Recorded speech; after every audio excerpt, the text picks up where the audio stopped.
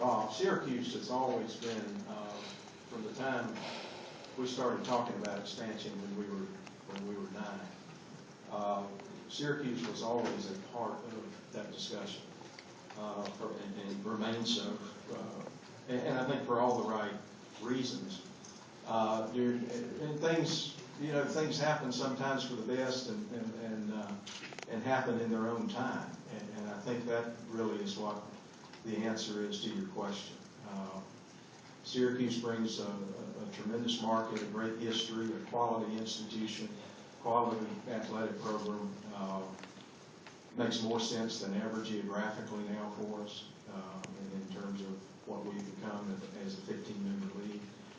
And so we're tremendously pleased that it ultimately happened. I think that each evolvement of our expansion efforts have really turned out well. Some have had some pain getting there. More recently, not so much. At the beginning, more controversy, more outside interferences, if you will, that impacted some of the decisions, but they ended up being really good decisions.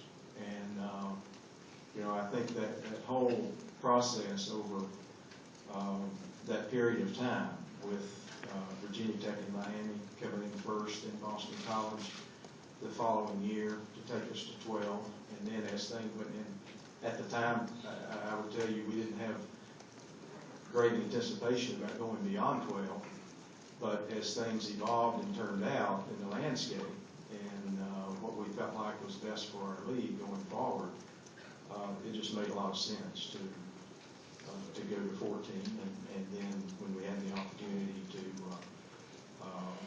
make the arrangement that we had made with Notre Dame, the 5 football games were critical to that. Without that, we would not have taken that step. But and then when the opportunity to bring Louisville in came, it was just made all the sense in the world to us. And Louisville, as you know, has just had an incredible athletic year that very few programs, if any, ever have in a single year. So, that's why I said earlier in my remarks, I think we are as strong as we have ever been as a conference, and tremendously well positioned for not only the short-term future, but the long-term future. David Teal, right here in the middle. John, David Teal from the Daily Press. One of the natural costs of expansion is playing your conference rivals in football less frequently. Florida State's closest school geographically is Georgia Tech. They're only going to play twice every 12 years now. How much, if any, discussion internally has there been about the current division setup, and how wedded is the conference to the Atlantic and Coastal is now structured? David, there's been right much discussion about it for this reason. Every time we add somebody, it's discussed. And so, there's been a natural reason to discuss it with some regularity over the last few years. And each time, our schools end up basically at the same place where they started.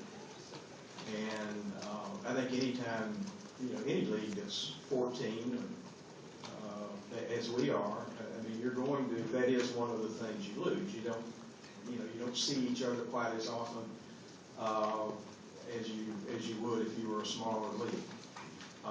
But for us, the benefits far outweigh that particular fact. We've had discussions about going from 8 to 9 games. At one point, it looked like we were going to go to 9 games. And then when the Notre Dame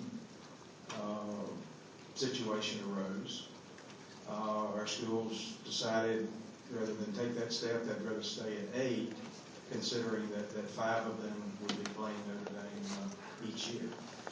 And Notre Dame would be rotating through all of our schools. So but there's been a lot of discussion. One of the things that comes up from a competitive standpoint, competitive equity is one of the things that from the very beginning we wanted to try and address. And I don't know the exact numbers at this given point in time, but it's remarkable how close it is, division work versus division from a competitive standpoint. I mean, it's within a game or two. So our schools, if they continue to come back to where they are when they have those discussions, that doesn't mean it couldn't change sometime in the future, but so far those discussions have kept us where we are from a divisional standpoint. We're gonna go back here, right-hand side. Back here. Michael Cosperano, South Florida Sun Sentinel. I know you joined the University of Miami in Indianapolis this summer. What did you take away from that, and how are you going to see this resolved? Well, what I took away with it that I can share with you is that I thought Miami and the University of Miami and their personnel and their leadership and Mike Glazier handled it extraordinarily well. I would hope that whatever is coming from the NCAA will come before the season starts. I'll be very disappointed if that's not the case. And come over here to Joe.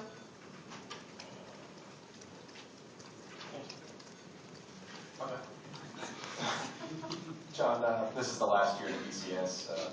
Considering your involvement in it, and once upon a time going to Washington and testifying, do you have mixed feelings about the end of it, or is it good to see it go?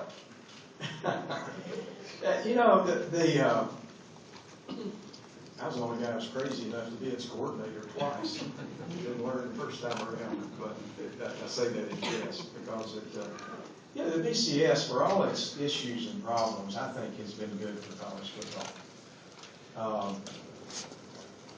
The growth of the game during the existence of the BCS has been phenomenal. I'm not saying it was because of the BCS, but it turned the sport in a lot of ways, from a regional sport to a national sport, where people were interested in what was happening on the other side of the continent because it might affect who played in the national championship game.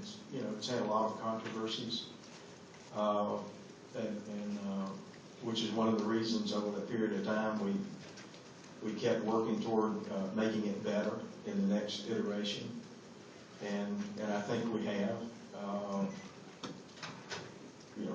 That will have its own history going forward, and certainly all of the controversy will not disappear, will never disappear, and but I think we've taken a major leap forward with the new college football playoff approach. But with all this controversy, I think bottom line is the BCS served college football well during its history. Right up in the front, Doug. Yeah, John, it's been a while since the league had a lame duck member. How would you describe relations with Maryland, either in terms of litigation or otherwise? Well, I think it's fine. Maryland's been an excellent member of this league since 1953, and their coaches and athletes in playing their last year in our league deserve the very best of the ACC, and that's what they will receive. We don't look at Maryland any differently other than that they're short term. And we go from there. It doesn't really affect anything else. Litigation, where does that stand? Litigation, I really am not going to speak to. Our lawyers will, handle that going forward. From our perspective, what little, what has been done to this point, I'd say so far so good. We'll go to Will in the back, left. Yeah, Commissioner, this is Will Vandervoort from the Clemson Insider. Just, I know the other day you had lunch with Clemson, you went up top to the board of directors up there. Can you tell us what that conversation entailed? Just an update on the league and where we've been, where we're going. I spent some time with the Clemson board last summer, and so they invited me back. And when one of my bosses invites me to be somewhere, I try to be there. And I'm very, great group of people. And the leadership in our schools is just tremendous, with our presidents and chancellors, and it was a very enjoyable lunch, and I had the opportunity to honor Jim Barker, the president, who is stepping out, and Jim and I developed a really, really good relationship over the years, and he's been instrumental in a lot that has occurred in the ACC during his time. He was there with the first expansion, and it has been a real trusted advisor and friend, and I'm going to miss him. And so it was good to have the opportunity not only to visit with the board and give them an update, but also to honor Jim. Over here in the very front, Paul. Commissioner Paul Woody, Richmond Times-Dispatch. The Southeastern Conference football and basketball coaches recently at one of their meetings voted to offer players an expense money per game, like $300 for football games, and something working out equivalent over the course of the basketball season. Is that anything that's on your radar? Well, I think it's specifically that approach. No, the whole idea of trying to enhance the financial well-being of student athletes that are on scholarship is on our radar. And we've been talking about this nationally for several years now without finding something that works, that agrees with enough people that works. And I think part of that's because it's more complicated than first meets the eye. Some of it's the difference in financial capability that programs have in the NCAA, and a tremendous range of financial capability that programs have. Some of it, I think, has been processed.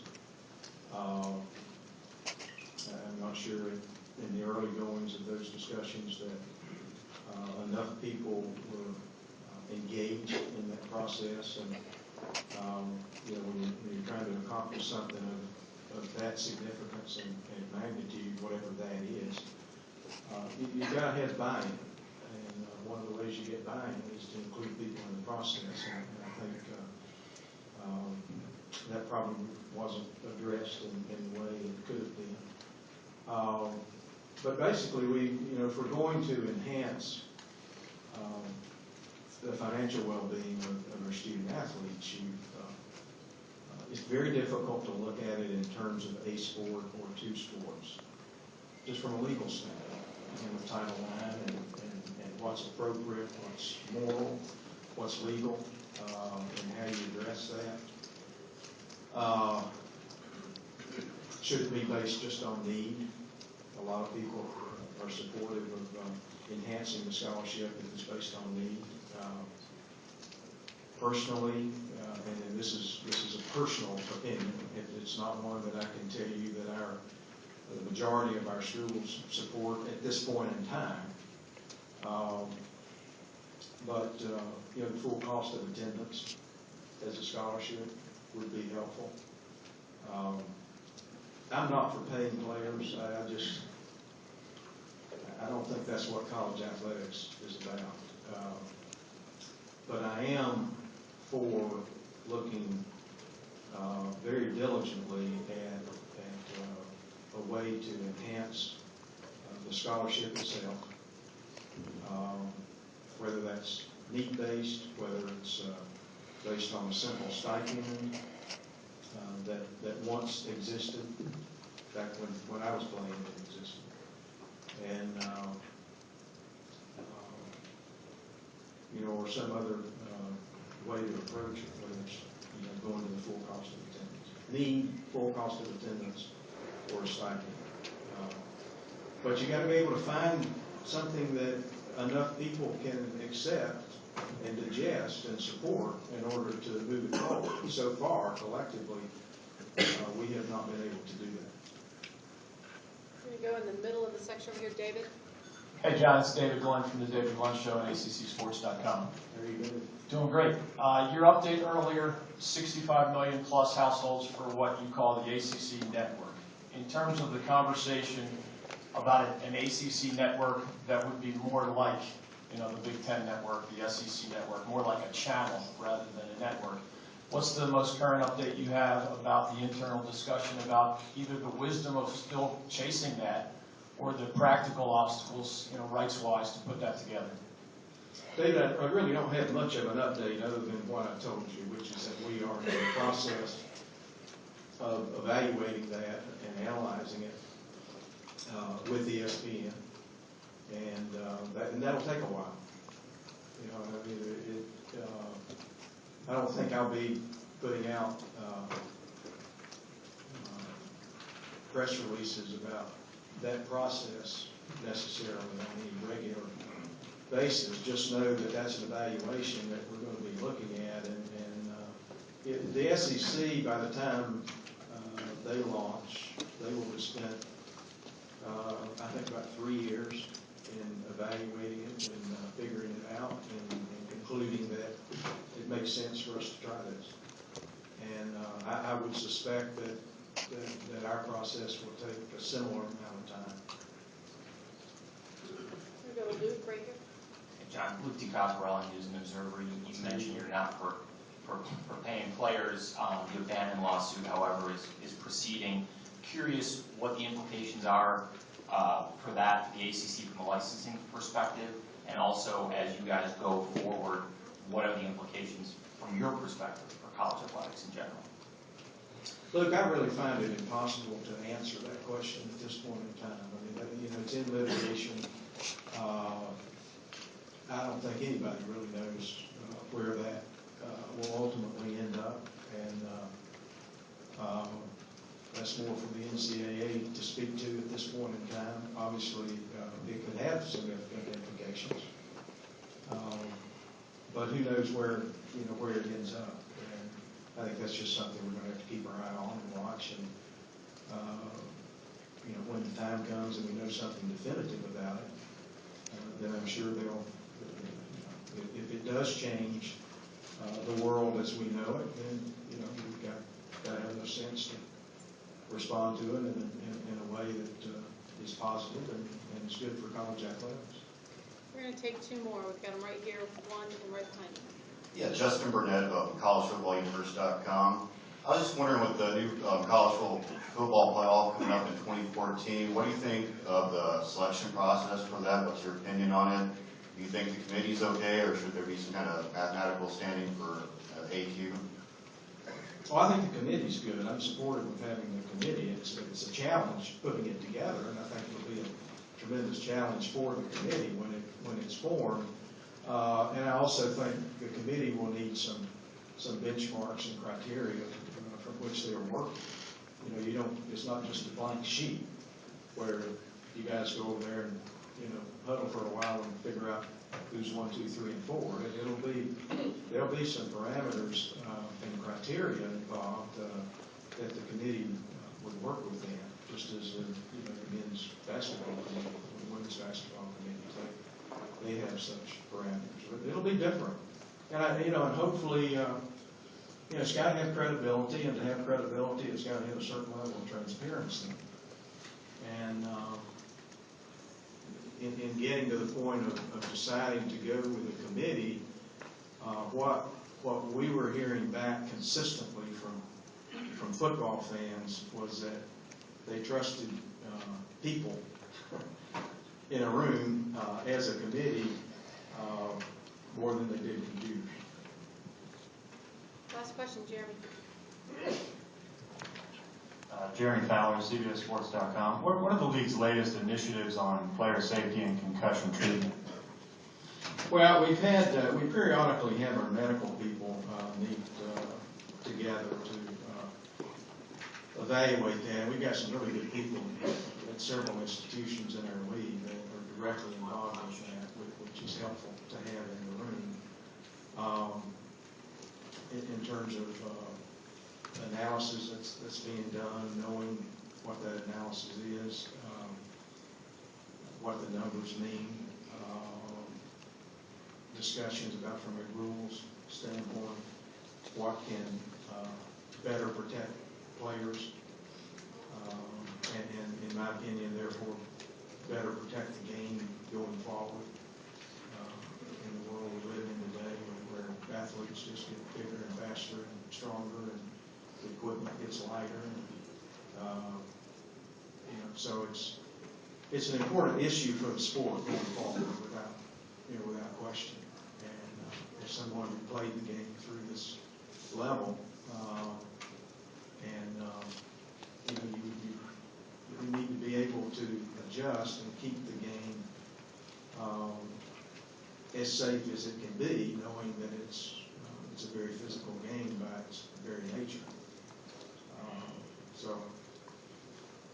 that's important, and the discussions are important and ongoing in our league. Thank you. That concludes the formal part of today's Commissioners' Forum. Thank you. If you need anything over the next couple of days, just let us know.